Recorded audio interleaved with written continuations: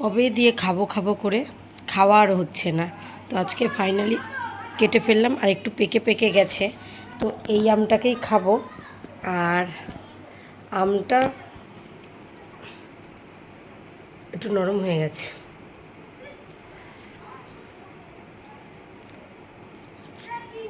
দুপুরে ভাত খেয়েছি, ভাত খেয়ে এক প্লেট আম নিয়ে বসে পড়লাম। আর এই মাখামুখি না একটু সঙ্গ হলে ভালো হয়, মানে 2-3 জন মিলে খেতে কিন্তু ভালো লাগে।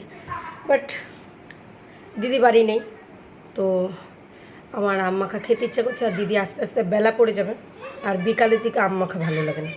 আম মাখাটা সবসময় একটু দুপুরেই ভালো লাগে। আর গরমকালে যদি আম মাখাই না খায় তাহলে তো পুরো বৃথা। কারণ যখন যেই সিজনে যেই ফল ওঠে সেই ফলটা খাওয়া উচিত। তো গরমকালে গরমের সিজনে আম ওঠে, তো আমটা কিন্তু দারুণ লাগছে। টক মিষ্টি, মানে ঠিক এটা কাঁচা মিঠি আম না, টকটা বেশি মিষ্টিটা কম।